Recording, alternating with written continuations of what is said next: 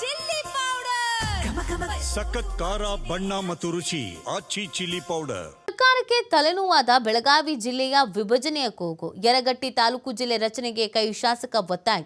ಸವದತ್ತಿ ಕಾಂಗ್ರೆಸ್ನ ಶಾಸಕ ವಿಶ್ವಾಸ ವೈದ್ಯ ಒತ್ತಾಯ ಮಾಡ್ತಾ ಇರೋದು.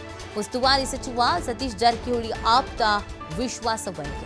ಪರೋಕ್ಷವಾಗಿ ಗೋಕಾಕು ಬೈಲಹೊಂಗಲ ಜಿಲ್ಲೆಗೆ ವಿರೋಧ. ಗೋಕಾಕ್ ಜಿಲ್ಲೆಗೆ ಜಾರಕಿಹೊಳಿ ಬ್ರದರ್ಸ್ ಪಟ್ಟು. ಮಧ್ಯಭಾಗದಲ್ಲಿರುವಂತಹ ಯರಗಟ್ಟಿ ತಾಲೂಕನ್ನ ಜಿಲ್ಲೆ ಮಾಡಲಿ ಅಂತ ಅವ್ರು ಕೇಳ್ಕೊಳ್ತಾ ಇದ್ದಾರೆ. ಪ್ರತಿಯೊಬ್ಬರು ಕೂಡ ಈಗ ಪ್ರತ್ಯೇಕ ಜಿಲ್ಲೆ, ಪ್ರತ್ಯೇಕ ತಾಲೂಕು ಅಂತ ಹೋರಾಟಕ್ಕೆ ಮುಂದಾಗ್ತಾ ಇರುವುದು. ಅತಿ ಹೆಚ್ಚು ಕಾಂಗ್ರೆಸ್ನ ಶಾಸಕರುಗಳು, ಕಾಂಗ್ರೆಸ್ನ ಸಚಿವರುಗಳೇ ಇದಕ್ಕೆ ಮನಸ್ಸು ಮಾಡ್ತಾ ಇರೋದು. ಸೊ ಹಾಗಾಗಿ ಇದೀಗ ಮತ್ತೊಮ್ಮೆ ಯರಗಟ್ಟಿ ತಾಲೂಕನ್ನು ಜಿಲ್ಲೆ ಮಾಡಲಿ ಅಂತ ಕೇಳ್ಕೊಳ್ತಾ ಇದ್ದಾರೆ, ಬೇಡಿಕೆಯನ್ನು ಇಟ್ಟಿದ್ದಾರೆ. ಸರ್ಕಾರಕ್ಕೆ ಇದು ಖಂಡಿತವಾಗಿ ತಲೆನೋವು. ಯಾಕಂದರೆ ಬೆಳಗಾವಿ ಜಿಲ್ಲೆ ವಿಭಜನೆ ಕೂಗು ಬರ್ತಾ ಜಾಸ್ತಿ ಆಗ್ತಾ ಇದೆ.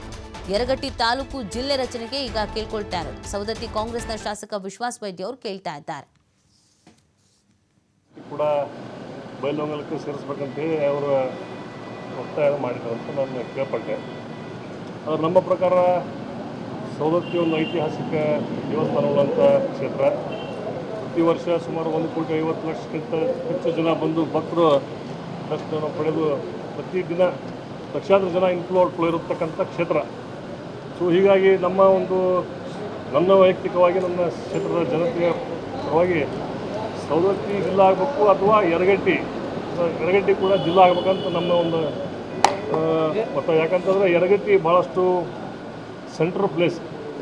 ಯರಗಟ್ಟಿಯಿಂದ 30 kilometre Bailhongal, 30 kilometre Savadatti, 30 kilometre Ramdurg, 30 kilometre Gokak, Arabhavi. ಈ ರೀತಿ ಒಂದು 4-5 ತಾಲೂಕು ಸೆಂಟ್ರಲ್ ಪ್ಲೇಸ್ ಆಗೋದ್ರಿಂದ ಯರಗಟ್ಟಿ ಜಿಲ್ಲಾ ಆದರೆ ಭಾಳಷ್ಟು ಒಂದು ದೊಡ್ಡ ಒಳ್ಳೆಯದಾಗ್ತದೆ ಅಂತ ನಮ್ಮ ಭಾವನೆ.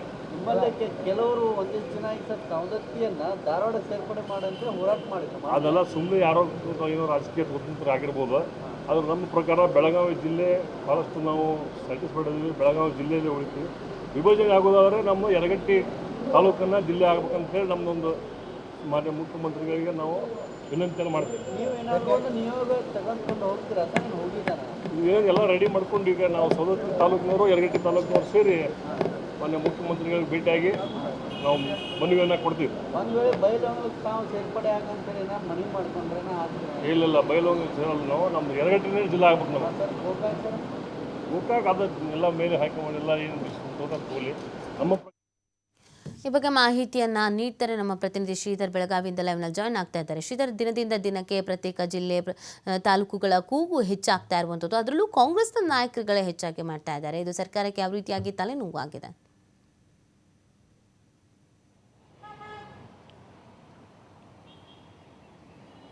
ನೀತಿ ಬೆಳಗಾವಿ ಜಿಲ್ಲೆ ವಿಭಜನೆಗೂ ಈಗ ಸರ್ಕಾರಕ್ಕೆ ಒಂದು ನುಂಗಲಾರದ ಬಿಸಿ ತುಪ್ಪಾಗಿದೆ ಅಂತ ಹೇಳ್ಬೋದು. ಯಾಕಂದರೆ ಬೆಳಗಾವಿಯಲ್ಲಿ ಒಂದು ಕಡೆ ಚಳಿಗಾಲ ಅಧಿವೇಶನ ನಡೀತಾ ಇದೆ, ಮತ್ತೊಂದು ಕಡೆ ಬೆಳಗಾವಿ ಜಿಲ್ಲೆಯ ಕೈ ನಾಯಕರೇ ಒಂದು ಬೆಳಗಾವಿ ಜಿಲ್ಲೆ ವಿಭಜನೆ ಬಗ್ಗೆ ಒಂದು ತಮ್ಮದೇ ಆದಂಥ ಒಂದು ರಾಜಕೀಯ ಲೆಕ್ಕಾಚಾರವನ್ನು ಮುಂದಿಡ್ತಾ ಇದ್ದಾರೆ.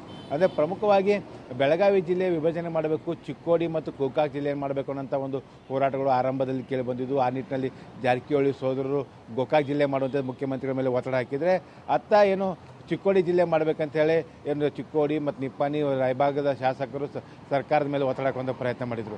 ಈಗ ಇದಕ್ಕೆ ಈ ಒಂದು ಬೆಳಗಾವಿ ಜಿಲ್ಲೆ ವಿಭಜನೆ ವಿಚಾರವಾಗಿ ಈಗ ಪ್ರತ್ಯೇಕವಾದಂಥ ಒಂದು ಅಪಸ್ವರ ಕೇಳಿ ಬರ್ತಾ ಇದೆ. ಪ್ರಮುಖವಾಗಿ ಈಗ ಬೆಳಗಾವಿ ಜಿಲ್ಲೆ ವಿಭಜನೆ ಮಾಡುವಂಥ ಸಂದರ್ಭ ಬಂದರೆ ಯರಗಟ್ಟಿಯನ್ನು ಜಿಲ್ಲೆ ಮಾಡಬೇಕು ಅನ್ನೋಂಥ ಒಂದು ಬೇಡಿಕೆಯನ್ನು ವಿಶ್ವಾಸ ವೈದ್ಯ ಇಟ್ಟಿರ್ತಕ್ಕಂಥದ್ದು. ಯಾಕಂದರೆ ವಿಶ್ವಾಸ ವೈದ್ಯ ಸವದತ್ತಿ ಶಾಸಕರು ಸವದತ್ತಿ ಅಥವಾ ಯರಗಟ್ಟಿಯನ್ನು ಮಾಡಿ ಅನ್ನೋಂಥ ಒಂದು ಒತ್ತಡವನ್ನು ಹಾಕ್ತಾ ಇದ್ದಾರೆ. ಯಾಕಂದರೆ ಬೆಳಗಾವಿ ಲೋಕಸಭೆ ವಿಚಾರಕ್ಕೆ ಬಂದಾಗ ನೀತಿ ಇಲ್ಲೇನೆಂದರೆ ಗೋಕಾಕ್ ಮತ್ತು ಬೈಲಹೊಂಗಲದವರು ಜಿಲ್ಲೆ ಮಾಡುವಂಥ ಬೇಡಿಕೆ ಇಟ್ಟಿರ್ತಕ್ಕಂಥದ್ದು. ಈಗಾಗಲೇ ಆ ಒಂದು ಕಾರಣಕ್ಕಾಗಿ ಈಗ ವಿಶ್ವಾಸ ವೈದ್ಯ ಏನಂದರೆ ಪ್ರಮುಖವಾಗಿ ಗೋಕಾಕನ್ನು ಏನು ಜಿಲ್ಲೆ ಅಥವಾ ಬೈಲಹೊಂಗಲ ಜಿಲ್ಲೆ ಬದಲಾಗಿ ಯರಗಟ್ಟಿಯನ್ನು ಮಾಡಿ ಅನ್ನೋಂಥ ಒಂದು ಏನು ಪ್ರಸ್ತಾವನೆಯನ್ನು ಸರ್ಕಾರ ಮುಂದೆ ಇಟ್ಟಿರ್ತಕ್ಕಂಥದ್ದು. ಯಾಕಂದರೆ ಯರಗಟ್ಟಿ ಜಿಲ್ಲೆ ಆದರೆ ಏನು ಪ್ರಮುಖವಾಗಿ ಗೋಕಾಕ್, ಮೂಡಲ್ಗಿ, ರಾಮದುರ್ಗ, ಸವದತ್ತಿ ಮತ್ತು ಬೈಲಹೊಂಗಲ ಈ ಎಲ್ಲ ತಾಲೂಕುಗಳಿಗೆ ಏನು ಕಿತ್ತೂರಾಗಿರ್ಬೋದು, ಈ ಎಲ್ಲ ತಾಲೂಕುಗಳಿಗೆ ಯರಗಟ್ಟಿ ಸೆಂಟ್ರಲ್ ಪ್ಲೇಸ್ ಆಗುತ್ತೆ. 30 ಕಿಲೋಮೀಟರ್ದಲ್ಲಿ ಈ ತಾಲೂಕಿನ ಜನರು ಯರಗಟ್ಟಿಗೆ ಬರೋದಕ್ಕೆ ಅವು ಅನುಕೂಲ ಆಗುತ್ತೆ. ಹಾಗಾಗಿ ಯರಗಟ್ಟಿಯನ್ನೇ ಜಿಲ್ಲೆ ಮಾಡಬೇಕು ಅನ್ನೋಂಥ ಒಂದು ಬೇಡಿಕೆನ ಇಲ್ಲಿ ಬೆಳಗಾವಿ ಲೋಕಸಭೆಯಲ್ಲಿ ಈ ಒಂದು ವಿಶ್ವಾಸ ವೈದ್ಯ ಇಟ್ಟಿದ್ದಾರೆ. ಅತ್ತ ಏನು ಚಿಕ್ಕೋಡಿ ಜಿಲ್ಲೆ ವಿಚಾರ ಬಂದಂಥ ಸಂದರ್ಭಗಳು ಕೂಡ ಅಲ್ಲಿ ಪ್ರಮುಖವಾಗಿ ಹೇಳಬೇಕಾದ್ರೆ ಲಕ್ಷ್ಮಣ್ ಸವದಿ ತಮ್ಮದೇ ಆದಂಥ ಒಂದು ರಾಜಕೀಯ ಲೆಕ್ಕಾಚಾರವನ್ನು ಅಲ್ಲಿ ಇಟ್ಟಿರ್ತಕ್ಕಂಥದ್ದು. ನಿನ್ನೆಷ್ಟೇ ಸದನದಲ್ಲಿ ಮಾತನಾಡುವಂಥ ಸಂದರ್ಭದಲ್ಲಿ ಏನು ಅಥಣಿಯನ್ನು ಜಿಲ್ಲೆ ಮಾಡಬೇಕು ಅನ್ನೋಂಥ ಒಂದು ಬೇಡಿಕೆ ಇಟ್ಟಿದ್ದಾರೆ. ಯಾಕಂದರೆ ಅಖಂಡ ಬೆಳಗಾವಿ ಜಿಲ್ಲೆಯನ್ನು ಉಳಿಸ್ಕೊಳ್ಬೇಕು, ಕೇವಲ ಅಥಣಿಯನ್ನು ಮಾತ್ರ ಜಿಲ್ಲೆಯನ್ನಾಗಿ ಇಲ್ಲಿ ಏನು ರಚಿಸಬೇಕು ಅಂತ ಒತ್ತಡವನ್ನು ಹಾಕಿರ್ತಕ್ಕಂಥ. ಯಾಕಂದರೆ ಇಲ್ಲಿವರೆಗೆ ಅಖಂಡ ಬೆಳಗಾವಿ ಉಳಿಸ್ಕೊಳ್ಳೋದಕ್ಕೆ ಕಾರಣ ಏನಂದರೆ ಕರ್ನಾಟಕ ಮಹಾರಾಷ್ಟ್ರದ ಮಧ್ಯೆ ಇರ್ತಕ್ಕಂಥ ಗಡಿ ವಿವಾದ, ಜೊತೆಗೆ MESನ ಒಂದು ಹಾವಳಿ. ಹಾಗಾಗಿ MESನ ಹಾವಳಿ ಮತ್ತು ಅವ್ರ ಪ್ರಭಾವ ಹೆಚ್ಚಾಗಬಾರ್ದು ಅಂದರೆ ಅಖಂಡ ಜಿಲ್ಲೆ ಉಳಿದುಕೊಳ್ಬೇಕು.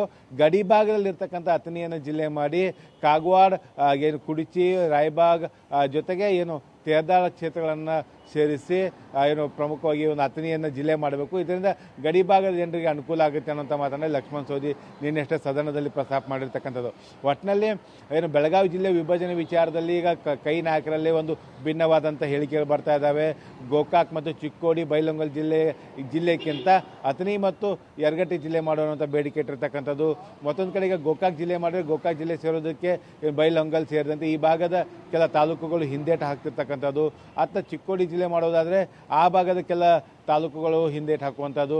ಇದು ಏನಂದರೆ ಸರ್ಕಾರಕ್ಕೆ ತಲೆನೋವಾಗಿರ್ತಕ್ಕಂಥದ್ದು. ಒಂದು ಕಡೆ ಸರ್ಕಾರ ಇದೇ ಒಂದು ಚಳಿಗಾಲ ಅಧಿವೇಶನದಲ್ಲಿ ಬೆಳಗಾವಿ ಜಿಲ್ಲೆ ವಿಭಜನೆ ಮಾಡಿ ಘೋಷಣೆ ಮಾಡ್ತಾರೆ ಅನ್ನೋಂಥ ಮಾತುಗಳು ಕೇಳಿ ಬರ್ತಾ ಇದೆ. ಆದರೆ ಈಗ ಸರ್ಕಾರ ಗೋಕಾಕ್ ಮತ್ತು ಚಿಕ್ಕೋಡಿನ ಜಿಲ್ಲೆಯಾಗಿ ಘೋಷಣೆ ಮಾಡ್ತಾವ ಅಥವಾ ಏನು ಆ ಆಡಳಿತಾತ್ಮಕ ಹಿತದೃಷ್ಟಿಯಲ್ಲಿ ಗಮನದಲ್ಲಿಟ್ಕೊಂಡು ಏನು ಆಯಾ ತಾಲೂಕುಗಳು ನಾಲ್ಕೈದು ತಾಲೂಕುಗಳಿಗೆ ಏನು ಸೆಂಟ್ರ್ ಪ್ಲೇಸ್ ಆಗುವಂಥ ತಾಲೂಕನ್ನು ಆಯ್ಕೆ ಮಾಡಿ ಅದನ್ನು ಜಿಲ್ಲೆಯಾಗಿ ಘೋಷಣೆ ಮಾಡ್ತಾವ ಅನ್ನೋದು ಕೂಡ ಕುತೂಹಲ ಕೆಳಿಸಿರ್ತಕ್ಕಂಥದ್ದು. ಒಟ್ಟಿನಲ್ಲಿ ಇದು ಏನಂದರೆ ಕೈ ಶಾಸಕ ವಿಶ್ವಾಸ ವೈದ್ಯ ಎಲ್ಲೋ ಒಂದು ಕಡೆ ಪರೋಕ್ಷವಾಗಿ ಗೋಕಾಕ್ ಮತ್ತು ಬೈಲಹೊಂಗಲ ಜಿಲ್ಲೆಗೆ ವಿರೋಧ ವ್ಯಕ್ತಪಡಿಸಿ ಯರಗಟ್ಟಿಯನ್ನು ಜಿಲ್ಲೆ ಮಾಡುವಂಥ ಒತ್ತಾಯ ಮಾಡುವ ಮೂಲಕ, ಯಾಕಂದರೆ ವಿಶ್ವಾಸ ವೈದ್ಯ ಸತೀಶ್ ಜಾರಕಿಹೊಳಿ ಪರಮಾಪ್ತರು. ಹಾಗಾಗಿ ಈ ಒಂದು ತಮ್ಮದೇ ಆದಂಥ ಒಂದು ಜಿಲ್ಲಾ ವಿಭಜನೆ ವಿಚಾರ ಬಂದಾಗ, ಜಿಲ್ಲೆ ರಚನೆ ವಿಚಾರ ಬಂದಾಗ ಏನು ತಮ್ಮ ಕ್ಷೇತ್ರದ ಜನರ ಒಂದು ಅನುಕೂಲನ ಗಮನದಲ್ಲಿಟ್ಟುಕೊಂಡು ಈ ಒಂದು ನಾಯಕರು ಮಾತನಾಡ್ತಿರ್ತಕ್ಕಂಥ ಭಾಳ ಸ್ಪಷ್ಟವಾಗಿ ಇಲ್ಲಿ ಏನು ಕಂಡು ಬರ್ತಾ ಇದೆ. ಹಾಗಾಗಿ ಏನು ಬೆಳಗಾವಿಯಲ್ಲಿರ್ತಕ್ಕಂಥ ಏನು ಕೈ ಶಾಸಕರಲ್ಲೇ ಒಂದು ಭಿನ್ನವಾದಂಥ ಹೇಳಿಕೆ ಇರ್ತಕ್ಕಂಥ ಹಿನ್ನೆಲೆಯಲ್ಲಿ ಎಲ್ಲೇ ಒಂದು ಕಡೆ ಸರ್ಕಾರ